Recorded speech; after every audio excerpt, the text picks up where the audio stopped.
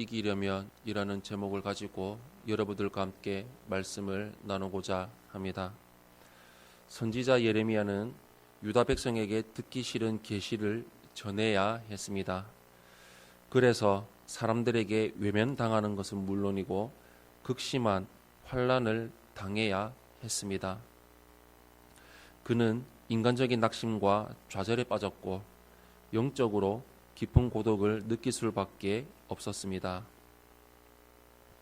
이런 상황이 닥칠 때 우리는 어떻게 극복해야 할까요?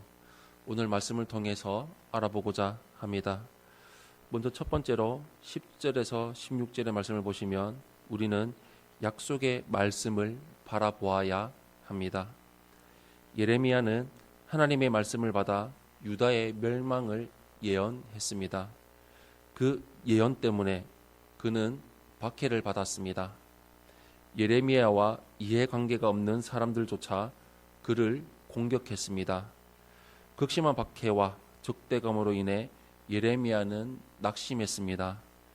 하지만 하나님은 그를 지키고 강하게 해주겠다고 약속하셨습니다.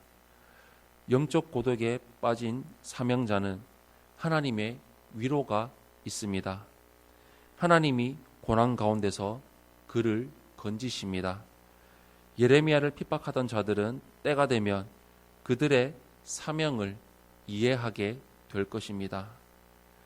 하나님은 예레미야를 핍박한 자들이 장차 겪게 될 운명을 선포하십니다. 북방에서 철같이 강인한 바벨론의 침공이 있을 것입니다. 바벨론 군대는 유다의 모든 재산과 보물을 약탈할 것입니다.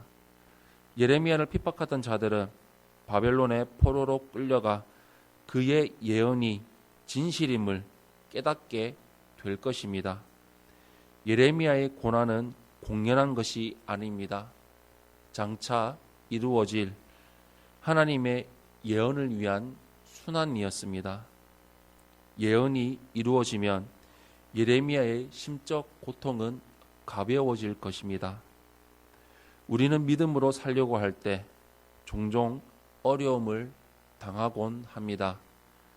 낙심하기도 하고 좌절에 빠지기도 합니다.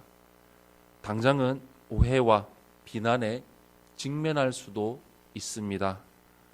그럴 때 우리가 바라봐야 할 것은 하나님이 우리에게 맡기신 사명입니다. 예레미야는 주의 말씀을 자신의 기쁨으로 삼았습니다.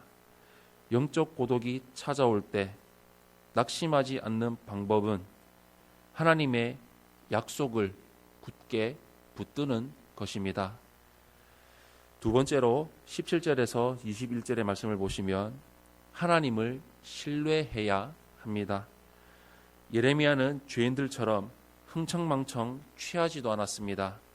사람들에게 비난받을 만한 일이 없었습니다. 그럼에도 불구하고 사람들에게 가혹한 비난과 박해를 받아야 했고 깊은 영적 고독에 빠져야 했습니다. 또한 유다의 멸망에 대한 예언은 선지자 예레미야의 마음을 더욱 아프고 슬프게 했습니다. 하나님과 동행함으로 기뻐해야 할 그의 마음은 도리어 쓰라리고 비통하기만 했고 말라버린 시내처럼 고독했습니다. 사명자의 역할은 고독한 것입니다. 사명자는 거역하는 백성에게 거룩한 하나님의 말씀을 전합니다. 그로 인해 영적 깊은 고독을 깊게 경험합니다. 이런 영적 고독은 이상한 일이 아니라 오히려 당연한 것입니다. 예수님도 예루살렘을 바라보며 탄식하셨습니다. 마태복음 23장 37절 말씀 우리 한 목소리로 함께 합독하겠습니다. 시작. 예루살렘아 예루살렘아 선지자들을 죽이고 내게 파송된 자들을 돌로 치는 자여 암탉이 그 새끼를 날개 아래에 모음같이 내가 내 자녀를 모으려 한 일이 몇 번이더냐 그러나 너희가 원하지 아니하였도다. 아멘. 하나님은 영적 고독에 빠질 수밖에 없는 예레미야가 좌절하거나 불평하지 않기를 원하셨습니다. 어려움에 닥쳤을 때 생기는 온갖 불평과 원망을 경계해야 합니다.